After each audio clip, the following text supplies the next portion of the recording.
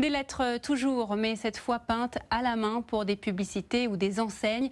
Le métier de peintre en lettres a eu ses heures de gloire au 19e siècle, mais il est encore pratiqué. Près de Bordeaux, Jean Bataille peint les devantures de boutiques à la main à l'ancienne. Une technique qui demande beaucoup de précision et de patience. Nous avons passé une journée avec lui. Reportage au plus près de vous, signé Gaël Courcel. Je vais changer de pinceau pour faire le petit arrondi du bas, la courbe. Voilà. Le geste est précis, la concentration intense. Jean Bataille est l'un des derniers peintres en lettres. Ce matin, il réalise l'enseigne d'une crêperie. On va essayer de ne pas trop le perturber. Vous faites tout à main levée? Oui, c'est un métier traditionnel. On faisait comme ça autrefois.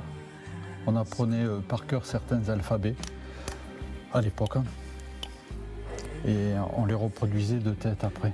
Vous dérapez jamais? Oh, ça peut arriver, donc on essuie avec un petit chiffon et puis on recommence. L'essentiel, c'est de rester calme. Un métier que Jean Bataille a appris aux côtés de son père et de ses deux frères. Dans les années 70, l'entreprise tourne à plein régime. Qu'est-ce que c'est? Alors voilà, c'est une mallette de notre père, une mallette typique de peintre en lettres. Ça sert à préparer les teintes de base dans les petits pots. Ici, dans le haut, on avait toutes les affaires de traçage, les fusains. Qu'est-ce qui a fait disparaître ce métier?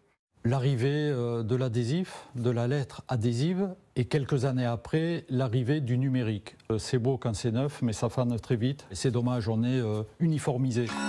Un métier qui, malgré tout, résiste au temps. Aujourd'hui, il reste une cinquantaine de peintres en lettres en France, car vous allez le voir, de nombreux clients recherchent l'authenticité.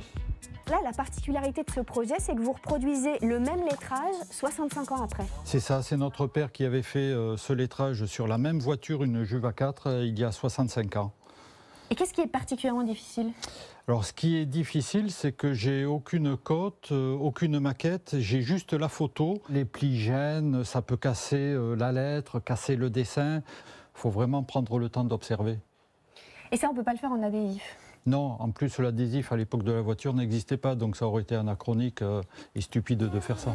Un savoir-faire que Jean Bataille a déployé un peu partout dans son village, comme ici au salon de coiffure, ici à la pharmacie et même ici à la mairie. Jean Bataille travaille dans toute la France, des prestations qui coûtent entre 500 et plusieurs milliers d'euros, le prix de la tradition.